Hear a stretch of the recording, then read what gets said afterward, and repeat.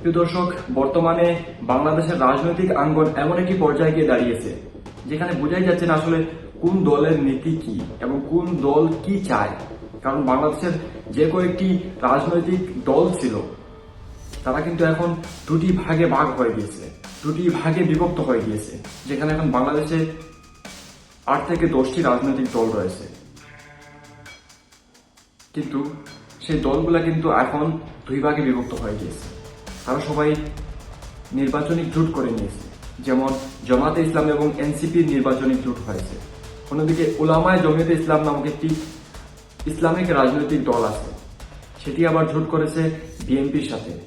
এখানে একটা কথা রয়েছে, উলামায়ে জমিয়তে ইসলাম আর জামাতে ইসলাম দুটি কিন্তু এক নয়। যদিও নামের মধ্যে সিমিলারিটি রয়েছে, কিন্তু দুটি আলাদা আলাদা দল, দুটি দলের আলাদা নীতি আদর্শ রয়েছে। এখন জামাতে ইসলাম এনসিপির সাথে নির্বাচনী জোট করেছে, অন্যদিকে উলামায়ে জমিয়তে ইসলাম বিএনপির সাথে নির্বাচনী জোট করেছে। এখন সেই দলগুলোর মধ্যে আবার আলাদা আলাদা দলও রয়েছে, আলাদা আলাদা শাখা প্রশাখা রয়েছে। সবাই কিন্তু একসাথে জোট করেছে আলাদা আলাদা দলের সাথে। যেমন জামাতে ইসলামের মধ্যে আরো কয়েকটি আলাদা দল আছে যেগুলো জামাতে ইসলামের সাথে ছিল, তারাও এখন জামাতে ইসলামের সাথে এনসিপির সাথে জোট করেছে। এদিকে উলামায়ে জমিয়তে ইসলামের মধ্যেও কিন্তু কিছু শাখা প্রশাখা রয়েছে, তারাও কিন্তু এখন উলামায়ে জমিয়তে ইসলামের সাপোর্টে বিএনপির সাথে নির্বাচনী জোট করেছে। তো তাহলে এই রাজনৈতিক অঙ্গনটা দুটি ভাগে বিভক্ত হয়ে গিয়েছে। এখন দেশের জনগণের প্রশ্ন হলো, আমরা কাকে ভোট দেব, কে ক্ষমতায় আসবে এবং কোন নীতিতে দেশ চলবে, কোন রাজনৈতিক নীতিধারা মোতাবেক দেশ চালানো হবে এবং কোন দলের দলীয় আদর্শ অনুসরণ করা হবে। প্রতিটা দলের একটি আলাদা আলাদা দলীয় আদর্শ রয়েছে, দলীয় নীতি রয়েছে। কিন্তু সেই দলগুলো এখন যখন এক হয়ে গিয়েছে, তখন এখন যদি একটি সাইড, অর্থাৎ এখন একটি দল বলতে পারতেছি না, কারণ অনেকগুলো দল বিভক্ত হয়ে গেছে, তার মানে এখন একটি দল বলা যাচ্ছে না। এখন যদি একটি রাজনৈতিক অঙ্গন, একটি সাইড যদি ক্ষমতায় আসে, তাহলে তারা কোন নীতিতে দেশ চালাবে, কোন রাজনৈতিক নীতিতে তারা দেশ চালাবে এবং কার আদর্শ মেনে তারা দেশ চালাবে। প্রতিটা রাজনৈতিক দলের একটা আলাদা আদর্শ আছে, আলাদা নীতি আছে। যেমন ইনকিলাব মঞ্চ এনসিপি, তারা কিন্তু নতুন একটি দল, তাদের একটা নীতি আদর্শ আছে। সেই আদর্শ হলো ইনকিলাব।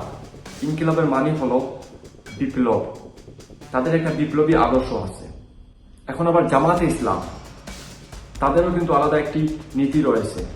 যেমন তাদের দলের নীতি হলো মৌলানা আবুল আলাহ মওদুদির যেই নীতি, সেই নীতি অনুযায়ী তারা চলাফেরা করে, সেই নীতি অনুযায়ী তাদের দলটি পরিচালনা করে।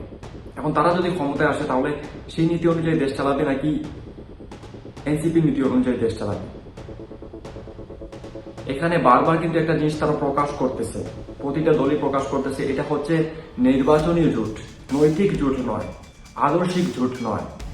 নৈতিক জোট বা আদর্শিক জোট এর মানে হলো নীতিগত বা আদর্শগত জোট। যদি দুটি দলের নীতি আদর্শ এক হয়ে যায়, তাহলে দল কিন্তু আলাদা থাকে না, দুটি দল একটি দলে পরিণত হয়ে যায়। আমরা যদি একই নীতিতে চলি এবং একই আদর্শে চলাফেরা করি, তাহলে কিন্তু আমাদের আদর্শ যখন এক হয়ে যাবে, তার মানে আমাদের দল দুইটা থাকবে না, দল একটাই হয়ে যাবে।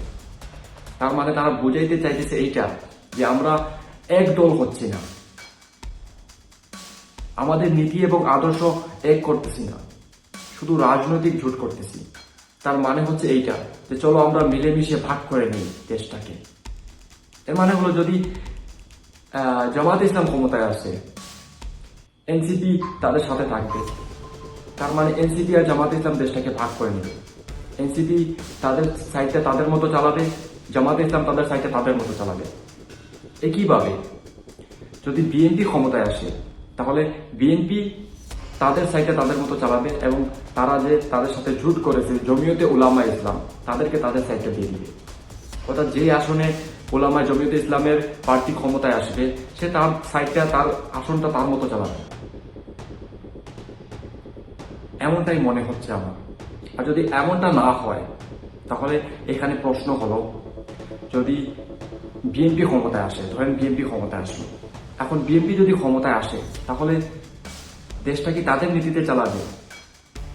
তাদের আদর্শ চালাবে। তাদের আদর্শ হলো, বিএনপির আদর্শ হলো জিয়ার আদর্শ, শহীদ প্রেসিডেন্ট জিয়াউর রহমানের আদর্শ। তাহলে তারা কি জিয়াউর রহমানের আদর্শে দেশ চালাবে?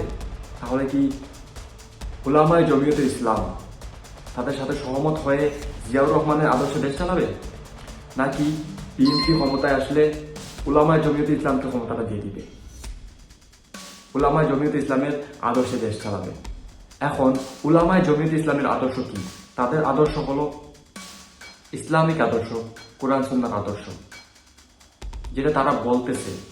কারণ ইসলামিক বিষয়ে আমার তেমন কোনো ধারণা নেই, আমি কোনো ইসলামিক স্কলার নয় বা কোনো ইসলামিক স্পিকার নয়, ইসলামিক বিষয় আমি বিশ্লেষণ করব সেটা আমি পারবো না।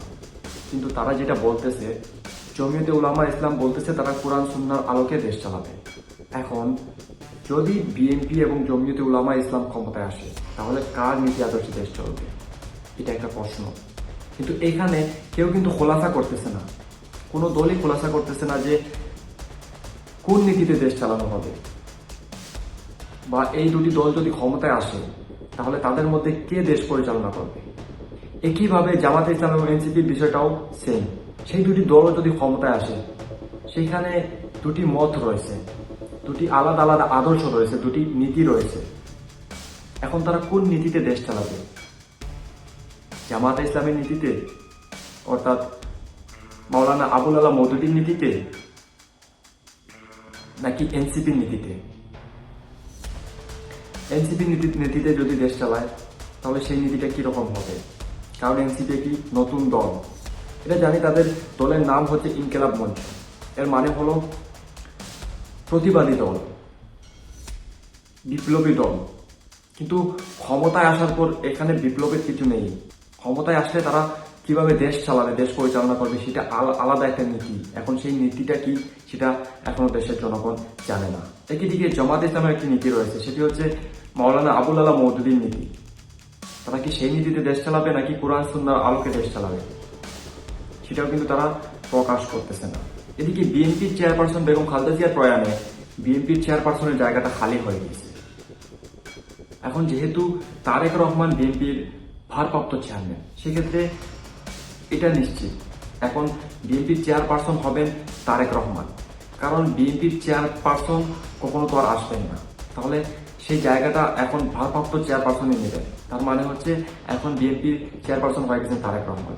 এখন তারেক রহমান দেশে ফিরেছেন, দেশের রাজনৈতিক আঙ্গনে, নির্বাচনী আঙ্গনে তিনি নির্বাচন করবেন, হয়তো ক্ষমতায় আসতে পারেন। তিনি দেশে আসার পর তিনি দেশের জনগণকে বলেছিলেন, I have a plan for my country, for the people of my country. আমার একটি পরিকল্পনা আছে আমার দেশের জন্য, আমার দেশের মানুষের জন্য। তাহলে সেই পরিকল্পনাটি কি, সেই পরিকল্পনাটা আসলে কি, সেটি কিন্তু তিনি এখনো খুলে বলেননি। এখন জমিয়তে উলামা ইসলাম বিএনপির সাথে জোট করেছে, তাহলে কি জমিয়তে উলামা ইসলাম জানে তারেক রহমানের পরিকল্পনাটা কি? তারেক রহমানের সেই পরিকল্পনা কি, সেটা আমরা জানতে চাই। এবং জমিয়তে উলামা ইসলাম তারা যেহেতু একটি ইসলামিক দল, তারা কি ভেবে বিএনপির সাথে জোট করল, সেটাও একটা প্রশ্ন। এদিকে এনসিপি কি ভেবে জামাতে ইসলামের সাথে জোট করলো, বা জামাতে ইসলাম কি ভেবে এনসিপির সাথে জোট করলো, একইভাবে জমিয়তে উলামা ইসলাম কি ভেবে বিএনপির সাথে জোট করলো, এবং বিএনপিও কি ভেবে উলামায়ে জমিয়তে ইসলামের সাথে জোট করলো। উলামায়ে জমিয়তে ইসলাম একটি ভিন্ন দল, বিএনপি একটি ভিন্ন দল। তাদের নীতিতে পার্থক্য রয়েছে, তাদের আদর্শে পার্থক্য রয়েছে, তাদের মতে পার্থক্য রয়েছে। একইভাবে এনসিপি এবং জামাতে ইসলামের মতে পার্থক্য রয়েছে, নীতিতে পার্থক্য রয়েছে, আদর্শে পার্থক্য রয়েছে।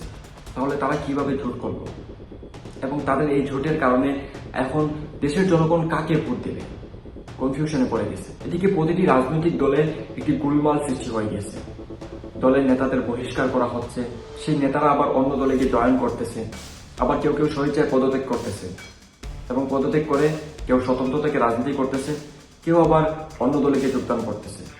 মানে হচ্ছে পুরো বিষয়টা একদম গুলিয়ে গিয়েছে। দেশের জনগণ ডিসাইড করতে পারতেছে না আসলে কাকে ভোট দেবে, কাকে ক্ষমতায় বসাবে। পুরো রাজনৈতিক দলগুলো দুটি ভাগে বিভক্ত হয়ে গিয়েছে। এখন কোন দলের সাপোর্টার কাকে ভোট দেবে সেটা তারা বুঝে উঠতে পারতেছে না। এটা একটা বিরাট প্রশ্ন। আর এই প্রশ্নের নিষ্পত্তি তখনই হবে, এই প্রশ্নের শেষ তখনই হবে যখন এই রাজনৈতিক দলগুলো সমাজের সামনে এসে খুলে বলবে তাদের পরিকল্পনা কি, তারা দেশের জন্য কি করতে চায় এবং তারা কি ভেবে এক দল অন্য একটি দলের সাথে জোট করেছে।